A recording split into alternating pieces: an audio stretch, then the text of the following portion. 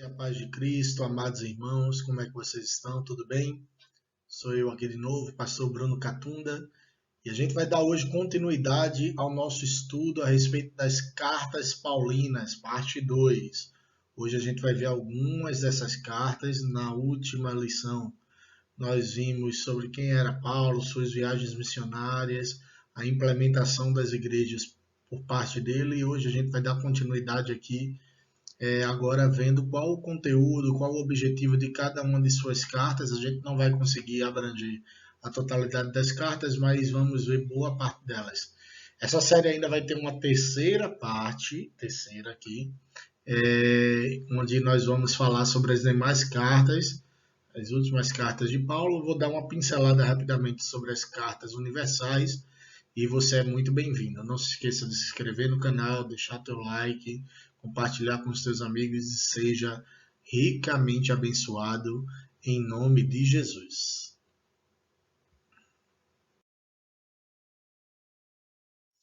Começo apresentando a vocês esses 4 personagens e eles têm uma coisa em comum. O primeiro é João Crisóstomo, um dos pais da igreja, já quando a igreja começou a se organizar por volta do século de número 4, certo? Depois vem Agostinho de Hipona, conhecido como Santo Agostinho também, um importante filósofo, pensador e teólogo, responsável por bastante doutrinas que nós conhecemos hoje da fé cristã, certo? Nós temos aí o Martinho Lutero, talvez seja o mais conhecido do público que nos acompanha. Martinho Lutero foi mencionado por mim num dos estudos. Se você quiser ver o estudo das 5 solas a respeito da reforma protestante, é o reformador mais conhecido de todos, é o que vai dar o início ao surgimento das igrejas evangélicas no mundo, certo? E por fim, um outro reformador bastante importante, John Wesley. John Wesley era um outro reformador, ele já tinha uma linha doutrinária, teológica, baseada na doutrina da santidade. A partir de John Wesley vão surgir igrejas como metodistas, igrejas de Nazareno, por exemplo, e é também uma figura importante do cristianismo. O que é que esses 4 têm em comum? Em comum, eles têm a admiração pela epístola que primeiro vem na Bíblia, escrita por Paulo, a epístola de Paulo aos Romanos, ou a igreja de Roma.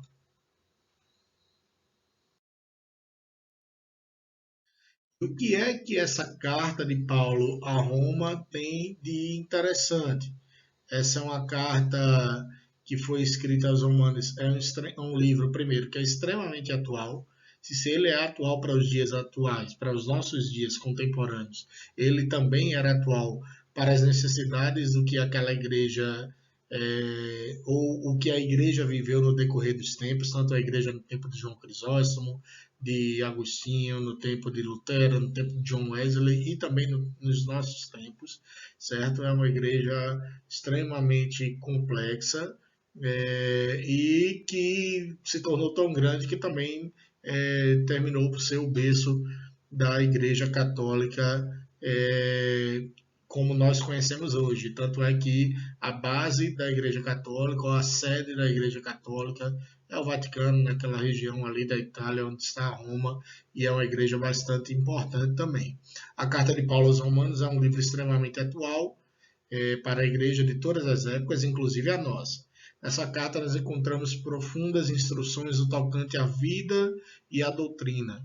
De todas as epístolas que o apóstolo Paulo escreveu, a Epístola aos Romanos é a que contém a maior exposição de sua parte sobre o Evangelho. E aqui vem uma outra questão, é onde é a maior base teológica de Paulo. Paulo, por exemplo, ele vai apresentar uma série de doutrinas na carta aos Romanos, como a doutrina da Trindade, a doutrina do Espírito Santo, a doutrina que nos mostra que Jesus ele é o nosso substituto na cruz pelos nossos pecados, são o que nós chamamos de misericórdia de Deus.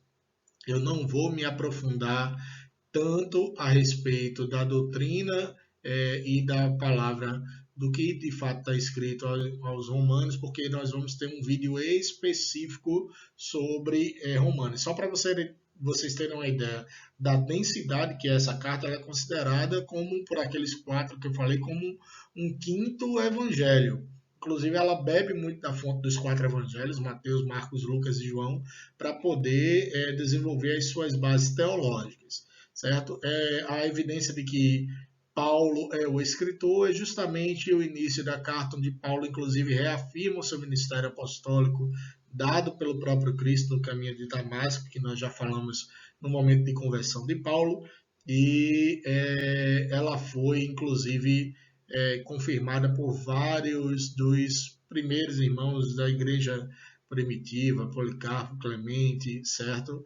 E tantos outros, Tertuliano, homens que comprovaram de fato que era Paulo o escritor dessa epístola. Quando foi que Paulo escreveu? Rapidamente, muito provavelmente escreveu um pouco antes de sua visita a Jerusalém. As maiores evidências apontam para o período descrito em Atos 20, versículo 2, durante os meses em que Paulo ficou na Grécia, mais precisamente em Corinto. Lembra daquela imagem do primeiro estudo que a gente colocou? Então, justamente naquele período que Paulo visita a Grécia, ele vai também escrever aos romanos. Os romanos bebiam muito da fonte dos gregos, do ponto de vista religioso, do ponto de vista jurídico. Então, era algo que os gregos eles serviam de base para os romanos. Para quem escreveu, para o grupo predominante da igreja de Roma, eram os gentios, certo? Apesar que na igreja de Roma também havia muitos judeus. Então, Paulo, inclusive, ele vai fazer uma relação entre a lei e a graça nessa carta que a gente vai aprofundar mais no estudo que a gente vai trazer. Quais são os temas principais? Paulo vai falar sobre pecado, lei, julgamento, destino humano, fé, obras, graça, justificação, santificação, eleição, plano da salvação. Olha quanto conteúdo. A obra de Cristo e do Espírito Santo, a esperança cristã, a natureza e a vida da igreja, o lugar dos judeus e dos gentios, inclusive colocando eles como um só povo, o povo de Deus. E o tema central da carta aos Romanos é justamente a justificação pela graça mediante a fé. É a base, inclusive, daquelas 5 solas que a gente trouxe no primeiro estudo que fizemos.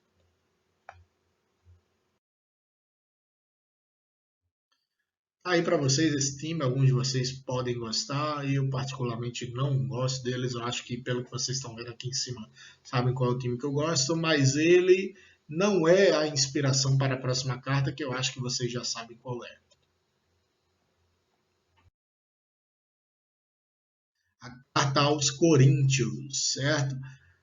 Os membros do início da igreja de Corinto, que moravam em Corinto, enfrentavam muitos problemas. Talvez seja a igreja que mais deu dor de cabeça do ponto de vista doutrinário para Paulo. Tanto é que Paulo ele precisou escrever 2 cartas que ocupam, em termos absolutos, basicamente metade do conteúdo descrito por Paulo nas suas 13 ou 14 cartas, a depender do teólogo que vai afirmar se Hebreus é ou não escrito por Paulo, certo? Então, a igreja de Corinto era uma igreja extremamente fervorosa, porém que tinha bastante dificuldades do ponto de vista doutrinário. Por exemplo, Paulo ele vai precisar instruir a respeito da natureza dos dons espirituais. A gente já fez um vídeo sobre dons espirituais, estreou aí para vocês. É importante que você dê uma olhada nesse vídeo, porque ele vai falar a respeito de 9 dons. Inclusive eu falo se os dons cessaram ou não, que são línguas estranhas, e por aí vai, tá bem? Vamos. A segunda carta de Paulo aos Coríntios revela diversos propósitos dessa carta. Ela é um pouco ainda mais dura do que a primeira carta, certo? Quais são os propósitos? Primeiro, expressar gratidão e fortalecer os santos que tinham agido favoravelmente à sua carta anterior. Paulo havia pedido donativos, doações para a igreja em Jerusalém, que era a igreja mais pobre do que a igreja em Corinto. Corinto era uma igreja muito robusta, rica, estava ali na região do sul da Grécia e era bastante abastada por conta dos negócios marítimos que ela desenvolvia. Alertava sobre os falsos mestres que corromperam as doutrinas puras de Cristo. Olha aí uma dureza a mais a respeito da igreja de Corinto. Defender o seu caráter pessoal e a sua autoridade era muito comum, inclusive entre os apóstolos de Cristo, não reconhecer Paulo como também um apóstolo, né? Por isso, Paulo tem a necessidade sempre de dizer, olha, Paulo, apóstolo de Cristo, ele sempre reafirma o seu apostolado. Se quiser dar uma lida aí em 2 Coríntios 10 ao 13, que vai ter uma elucidação maior do que essa questão da autoridade do ministério de Paulo.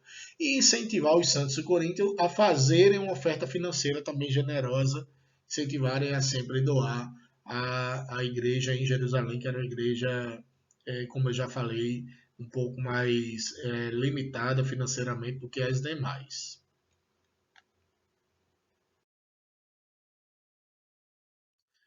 Carta aos Gálatas, eu me lembro de Gálatas 5:22, talvez foi um dos primeiros versículos que eu memorizei da Bíblia, né, a respeito do fruto do Espírito, fé, mansidão, domínio próprio, longanimidade, bondade, amor, benignidade, enfim, sem essas coisas não se pode ver a Deus. E durante muito tempo eu pessoalmente achei que era uma carta mais de cunho de consolação, mas a carta aos Gálatas é extremamente dura, justamente porque o apóstolo Paulo é o fundador da igreja na Galácia, certo? E tempos depois de fundar a igreja e alicerçar essa igreja numa base saudável, de uma doutrina saudável, Paulo se vê na necessidade de escrever a essa igreja porque elas simplesmente tinham dado ouvidos a falsos pregadores, a pessoas que surgiram tentando, inclusive, atacar o ministério de Paulo e principalmente apresentando o chamado outro evangelho, ao qual Paulo chama de anátema, né? Que estava distante de ser, de fato, o evangelho de Cristo. Então, é uma carta muito curta, desafio você a ler. Ela já no finalzinho ali da Bíblia, ela é muito rápida, porém é uma carta extremamente atual também, que nos instrui a buscar o verdadeiro sentido do Evangelho. Uma coisa curiosa a respeito dessa carta é que ela possivelmente foi escrita por alguém que escreveu usando o nome de Paulo, né? Algum dos seus ajudantes. Ela poderia também ser considerada uma carta deuteropaulina. A gente já falou isso na parte 1 do nosso estudo sobre as cartas paulinas.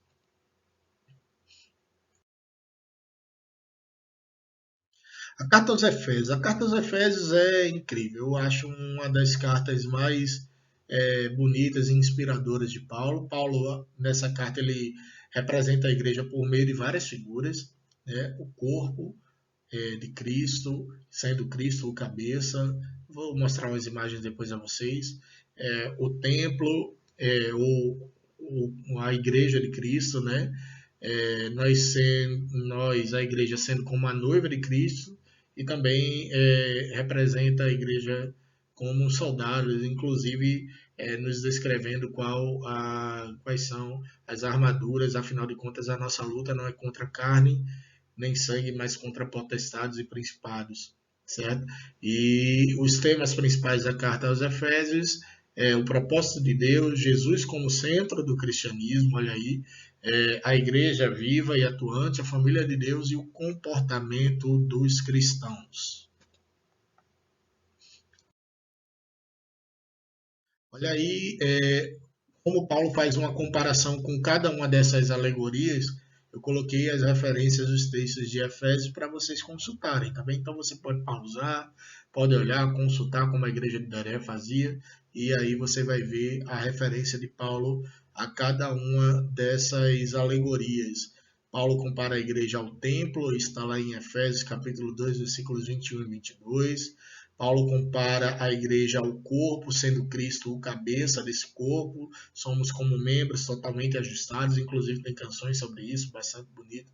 Efésios 4:4. Paulo compara a igreja como a noiva de Cristo, sendo Cristo o seu noivo, né? Inclusive uma referência àquelas bodas, a parábola das 10 virgens, me vem à memória agora, 5 nécias, 5 loucas, 5 inteligentes, né? Que se prepararam ali para receber Cristo, está lá em Efésios 5, 25 e 27, a comparação da noiva, e as armaduras espirituais que nós precisamos usar, né? O cinto da justiça, a couraça, o capacete da salvação, calçar os pés com o evangelho, a espada do espírito e o escudo da fé.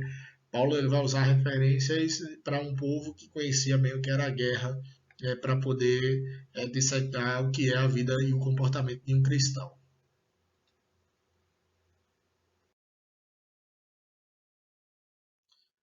Vem a carta de Paulo aos Filipenses. Essa, pessoalmente, é a carta que eu mais gosto.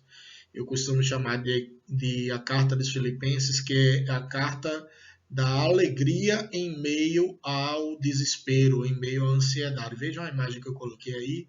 Isso é uma criança, possivelmente internada, não é? Num hospital, a gente não sabe qual é a enfermidade, e a gente tem aquele grupo bastante conhecido, Doutores da Alegria, tentando alegrar a vida delas. E é mais ou menos esse o sentido da carta de Paulo aos Filipenses. Paulo escreve a palavra alegria diversas vezes nessa carta. Seria algo normal se não fosse a razão dele estar preso. Imagina alguém preso incentivando seus irmãos a viverem uma vida de alegria. É algo incrível, fenomenal. A carta de Paulo aos Filipenses foi escrita de dentro da prisão, mas nem por isso tem um tom de tristeza ou de dor. Pelo contrário, ela é conhecida como a carta da alegria, o que é uma grande contradição, porém, somente o Espírito Santo de Deus é que pode fazer isso nas nossas vidas, né? Contudo, o grande segredo da tamanha satisfação, mesmo em meio às severas dificuldades, é a sincera intimidade com Deus. Essa carta é um grande exemplo de como funciona a alegria e a satisfação do cristão autêntico. Ela está diretamente ligada ao Espírito Santo e ao prazer que o cristão tem em Jesus. Então tá aí para vocês, gente. A gente fez uma explanação extremamente rápida, concisa. Se vocês querem que eu faça um estudo a respeito de uma dessas cartas especificamente, é só sinalizar, a gente pode sinalizar e aprofundar um pouco mais a respeito delas. De antemão, antecipo que haverá um estudo só sobre a carta aos Romanos. Só para vocês terem uma ideia, John Piper ele fez um estudo sobre Romanos. Ele fez, na realidade, sermões, e só no capítulo 12 de Romanos ele passou 5 domingos seguidos trazendo explanações apenas só sobre 2 versículos, né? Versículo 1 e versículo 2, que é algo profundo. Imagine a carta toda, tem toda um conteúdo bastante importante para todos nós. Então, você é nosso convidado aí a participar e a sugerir o que vocês querem ouvir a respeito da palavra de Deus. Que Deus ele possa te abençoar. Se inscreva no canal, deixa teu joinha, deixa teu like. Que Deus abençoe a tua vida ricamente e abundantemente. E lembre-se de estar baseando a sua vida sempre no Evangelho da Verdade. Um Evangelho que é puro e que é simples. Que Deus te abençoe em nome de Jesus.